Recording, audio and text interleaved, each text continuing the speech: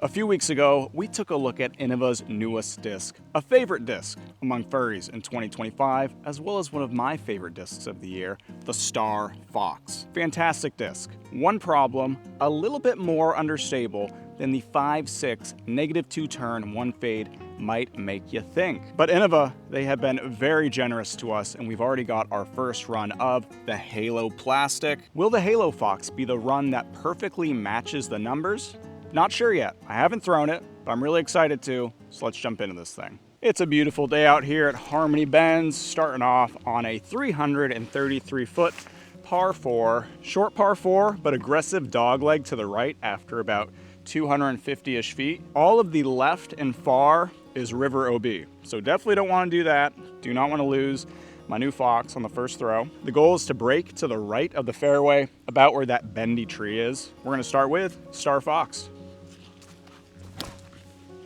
Tons of turn from the Star Fox. That's going to put us in a great spot. Now let's go Halo Fox. A little bit worried about putting this out too straight and going OB. If I'm going to make a mistake, I want to overturn this as to not sacrifice the beloved Fox.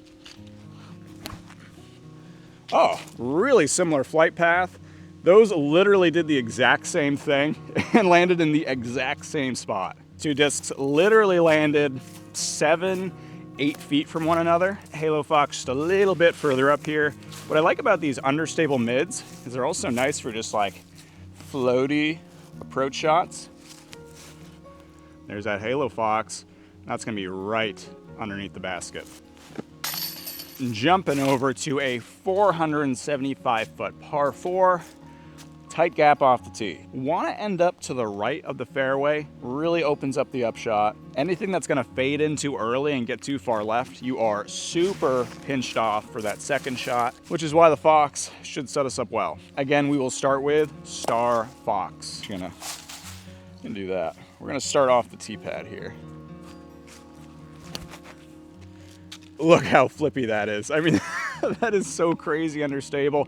We clip that tree, which brings us back to the left. I mean, that is just so understable.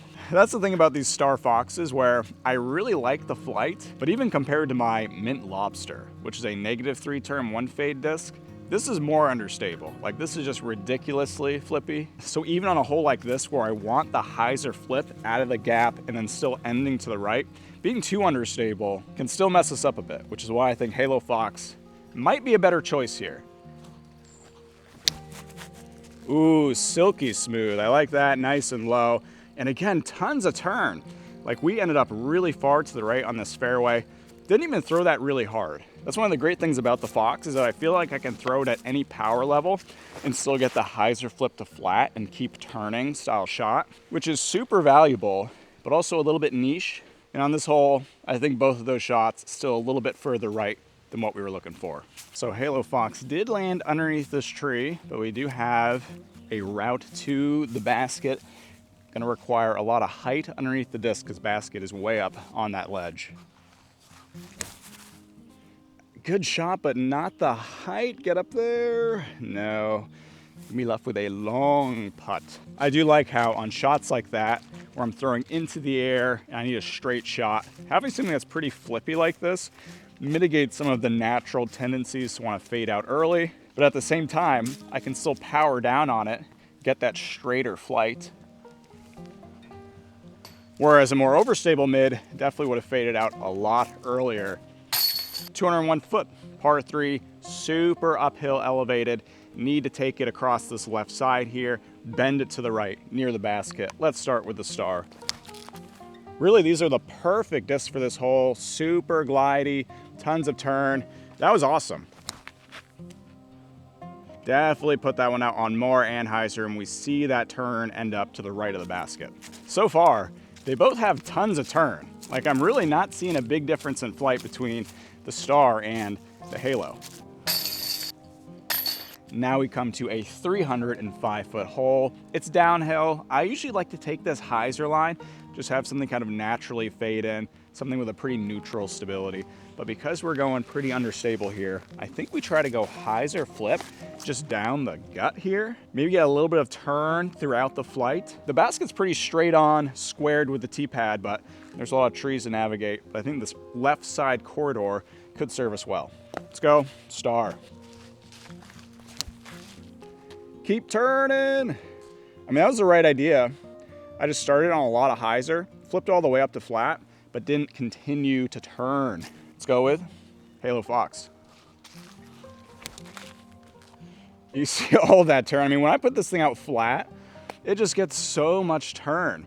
I was not expecting this level of understability. Not a bad thing, just way closer to the star than I thought.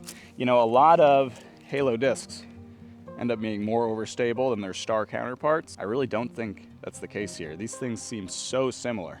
Ended up in a very solid spot though. Must have had a pretty big burnout to end up on the left side of the fairway, but it gives us a very open lane for the upshot. You'll love to see it. Now we're gonna jump on over to hole 18, 810-foot par 5. Lots of out of bounds. Taking a big risk here, throwing our brand new Halo Fox, but it's just such a beautiful day, and the course just looks beautiful with all this fall weather. We gotta play the iconic hole 18. Water all to the left, so we want something flippy to stay out of that left side river. At the same time, if you overturn it, there's a lot of stuff you can hit on this right side. We gotta keep this low and go hyzer flip, something that's gonna hold straight for a bit before we get that turn to the right. We're gonna go just Halo Fox, because I know if we add more variables, add more discs into this equation, could go south very quickly. Oh, I love it. I mean, tons of turn still. I mean, lots and lots of turn, but that's totally fine. We didn't hit anything and we got plenty of distance. The high glide helps us out again. I don't like going really flippy on downhill holes. Like I've been saying, the uphill holes are super friendly for the Fox. Downhill holes, where discs tend to act more understable than normal, not great for the Fox, but we made it work. And we are left with a very narrow gap. We really only have one play here, and that is the forehand, because backhand, there's just nothing. Do want to make sure that we don't overturn it. The river is still to our left here. Just a little nice pitch up forehand.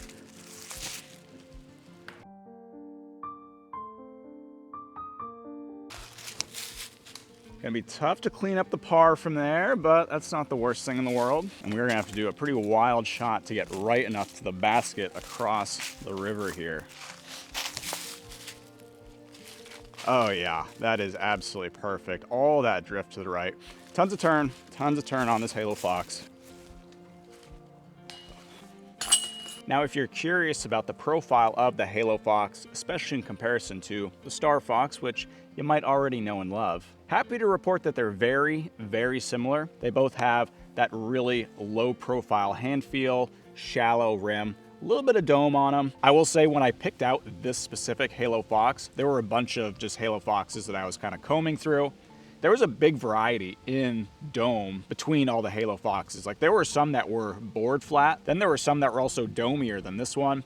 I picked this one because I knew it was really similar to my Star Fox, but it seems like there's a big variety. I couldn't actually find a correlation between a color combo and the dome. There were some blue ones that were really domey, some blue ones that were board flat. The same was true for pretty much all the colors. So that's definitely something I would keep my eye out on if you're looking at a Halo Fox. Make sure you get the one with the dome that you're looking for. So in conclusion, very surprised at the results of this extremely scientific study. I was expecting the Halo Fox to be more overstable, and maybe it is just a baby half tick more neutral than the Star Fox, but really not enough difference in stability to be meaningfully different, which isn't necessarily a bad thing. Like, in a perfect world, plastics probably don't really change the flight of the disc all that much, and it's mostly just a change in the feel of the disc and the stiffness, things of that nature. And then if you just want a different flight, you just grab a different mold, especially from a manufacturer like Innova, where there's 1,000 different molds to choose from,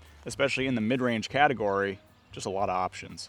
So if you're someone who already has the Star Fox, I don't necessarily recommend you go out and get the Halo Fox. If you're just the biggest Fox fan out there, then you're probably gonna grab all the plastics. They also have a glow plastic one already out there as well. But if you are a Star Fox fan and you just want something that's more neutral, because these are so understable, the Halo Fox probably isn't really gonna be fitting that slot that you're hoping for. Still a great disc. Still no complaints about it. The Halo Fox is definitely a little bit stiffer, but again, it's not a huge departure. Like, you know, Star is already kind of middle of the road stiffness where it's not super gummy, not super stiff, and this is just a tad bit stiffer, but not a huge difference. If you're someone who already knows the Innova lineup, already knows all the different plastic types and hand feels, then there's no surprises here as far as Star versus Halo. Anyways, if you enjoyed this video, I'd appreciate if you consider liking and subscribing. You can also follow me on Instagram at Flying Fajita Disc Golf or UDisc Community at Flying Fajita. As always, I love you guys. Take care, and I'll see you next time.